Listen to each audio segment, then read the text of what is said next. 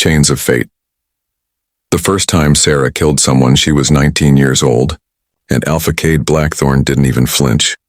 20 years later, she still remembered the weight of the silver blade in her trembling hand, the way his obsidian eyes had gleamed with something between approval and possession, as the traitor's body hit the marble floor of his estate. "You're mine now," he'd whispered against her temple, his voice like velvet wrapped around steel. Body, soul, and sin. She'd believed it was love.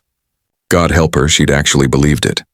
Now at 39, Sera understood the difference between love and ownership. The distinction had cost her 2 decades behind the reinforced walls of Ironmoor maximum security, a prison designed specifically for supernatural beings who'd crossed lines even their own kind couldn't forgive. 20 years of concrete and silver-laced bars. 20 years of Alpha Kade Blackthorn visiting her every single month. Sitting across from her in the sterile visitation room with that same possessive gleam, reminding her that she belonged to him. That when she got out, she'd return to his pack, to his bed, to the gilded cage she'd been too young and stupid to recognize. 3 more weeks. "Little wolf," he'd said during last month's visit, reaching across the table to trace her jaw with fingers that had once made her shiver with desire, but now only sparked revulsion.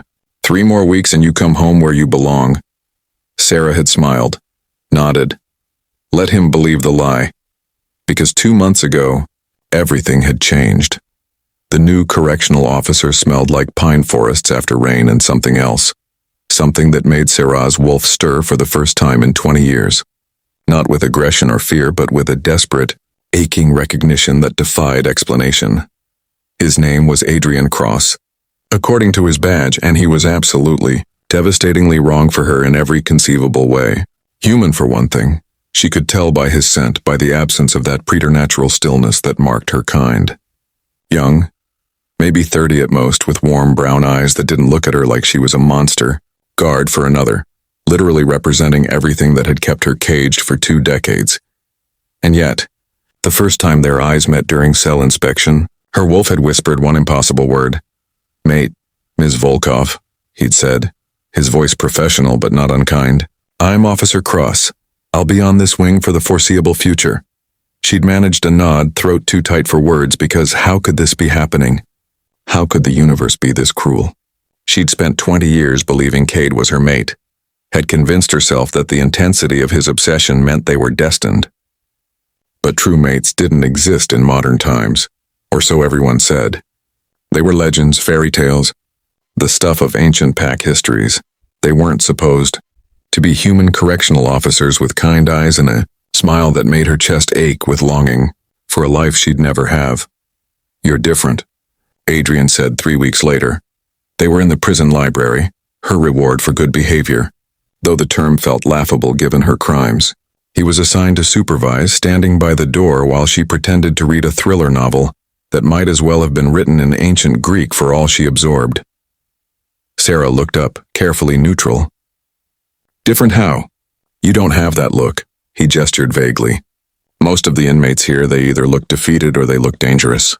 You look waiting, too perceptive, dangerously so." "Waiting for my release date," she said. 3 weeks. "Right."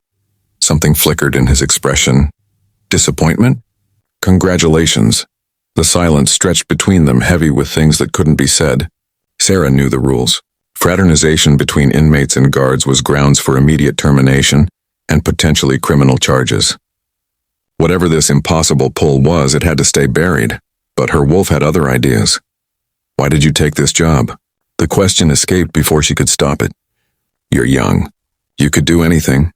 Adrian was quiet for a long moment. When he spoke, his voice was soft.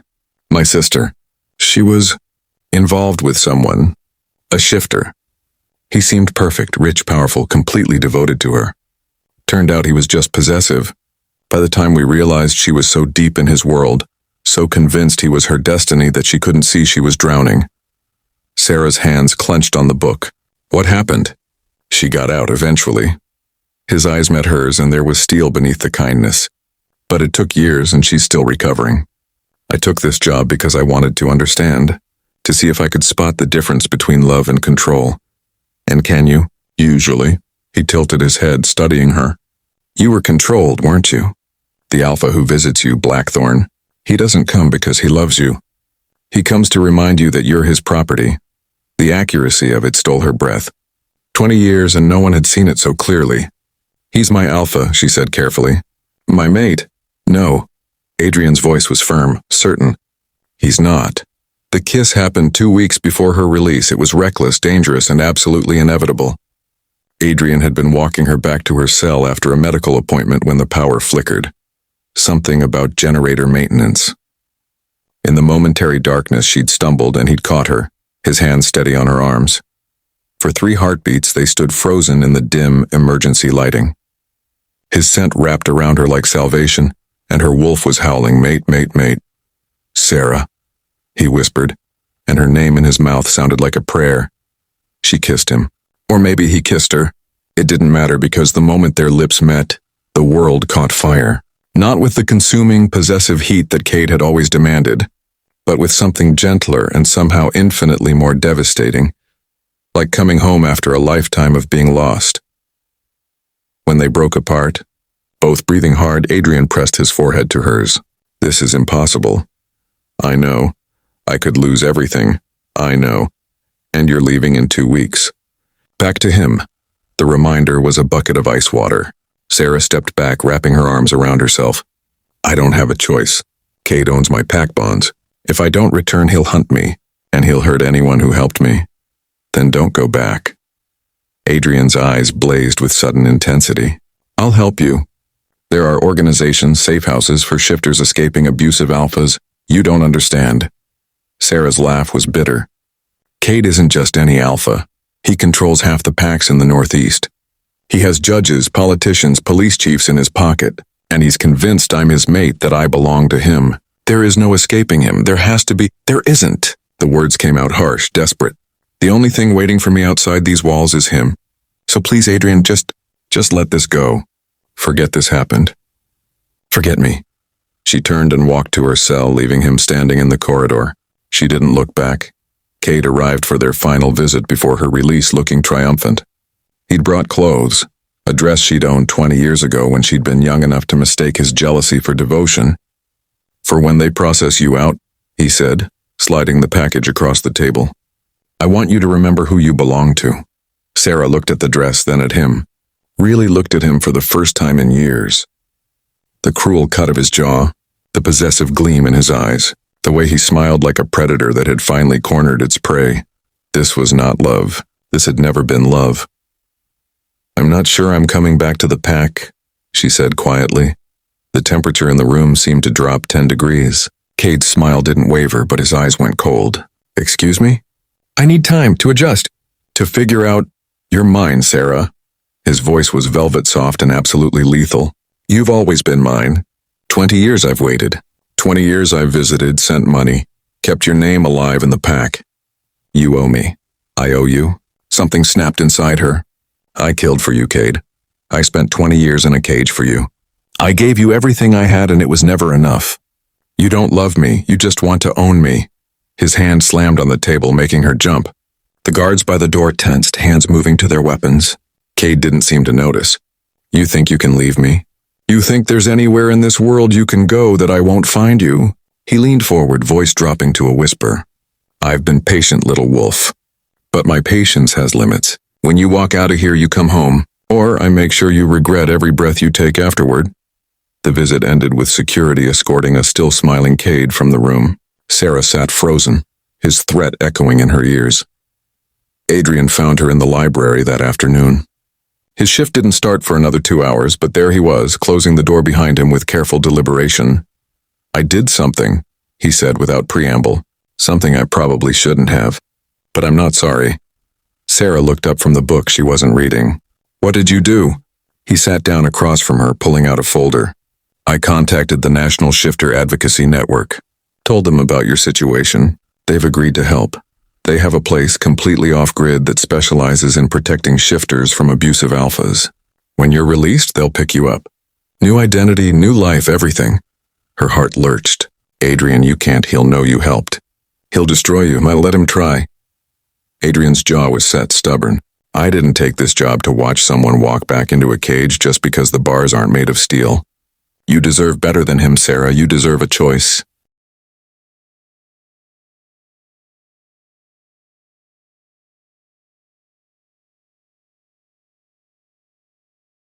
what about you?" The words came out raw. "What happens when this is over? When I'm in hiding and you're here and Kade is looking for revenge?" "I don't know," he admitted. "But I know I can't let you go back to him. Not when—" He stopped, seeming to struggle with something. "Not when what?" "Not when every instinct I have is screaming that you're supposed to be mine." The confession hung between them, impossible and perfect and completely insane. Humans didn't have mate bonds. They couldn't. And yet the certainty in his eyes matched the howling of her wolf, the pull in her chest that had been growing stronger every day. "This is crazy," she whispered, "probably." He reached across the table, his hand hovering just above hers, not quite touching, but close enough that she could feel the warmth of his skin. "But I've spent 2 months watching you, Sera. 2 months seeing the way you light up when you talk about forests you haven't seen in 20 years. The way you defend the younger inmates. The way you've survived in here with your spirit somehow still intact despite everything. And I know that if I let you walk out of here and back to him, I'll regret it for the rest of my life." Tears burned her eyes. "He'll kill you. If he finds out, then we make sure he doesn't find out." Adrian's voice was firm. 3 days, Sera. In 3 days you walk out of here and there will be people waiting. People who can keep you safe. And after that—" He finally took her hand, his fingers warm and steady against hers. "After that, if you want, I'll help you build a life where you never have to be afraid again." It was a fantasy. A beautiful, impossible dream. Kade had resources, connections, an entire network of pack alliances. There was no way she could truly escape him. But looking into Adrian's eyes, feeling the rightness of his hand in hers, Sera found herself believing. Just a little. Just enough. "Okay," she whispered. "Okay." The morning of her release was chaos. Sera stood in processing, changing into civilian clothes. Not the dress Kade had brought, but jeans and a sweater Adrian had somehow acquired.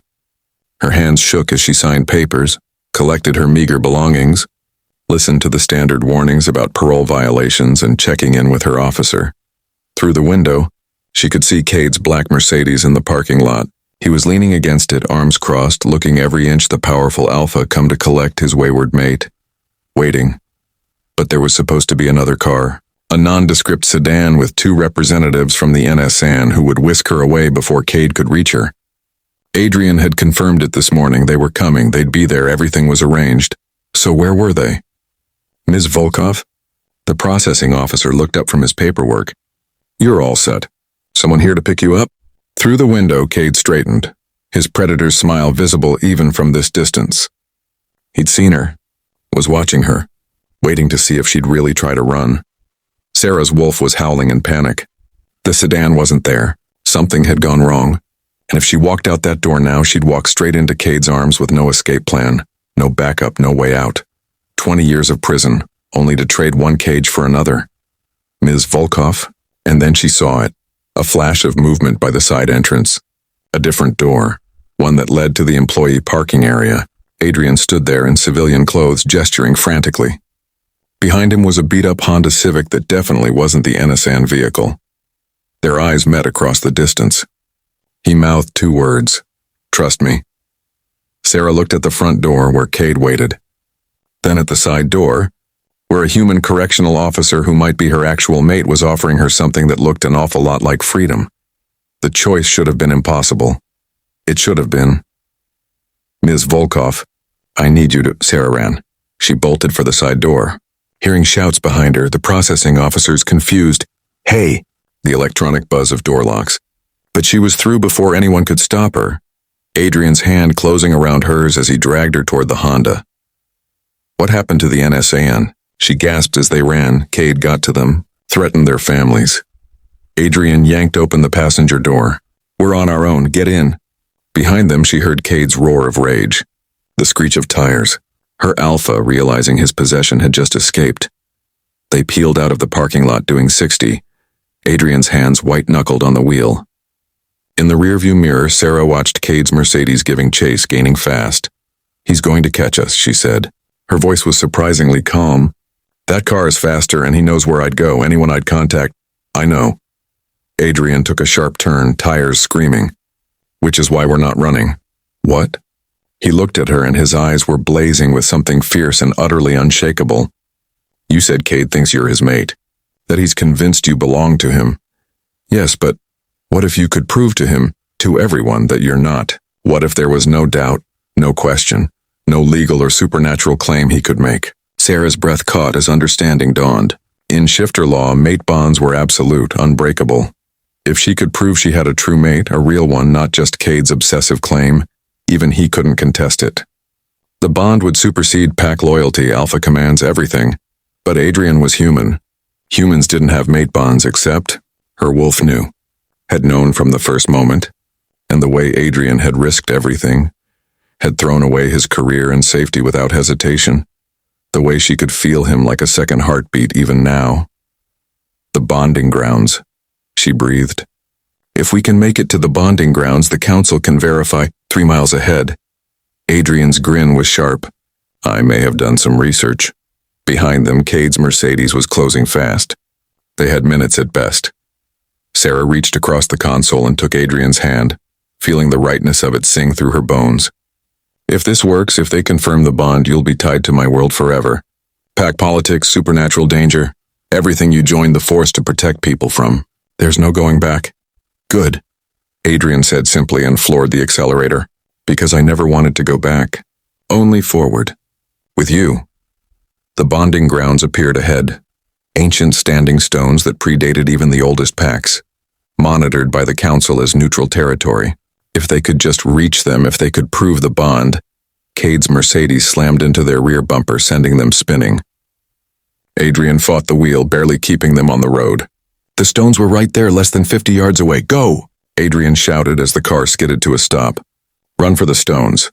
I'll hold him off. I'm not leaving you. You have to. The bond won't prove itself if you're dead.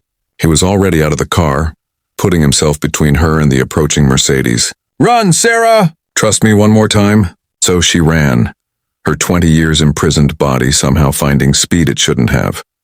Her wolf driving her forward toward the ancient stones that might be salvation or just another kind of cage. Behind her, she heard car doors, raised voices, Kade's snarl of fury, and then, impossibly, Adrian's voice, calm and clear and absolutely certain. She's not yours, Blackthorn. She never was, and I can prove it. Sera's hand touched the nearest standing stone. The world exploded into light. To be continued.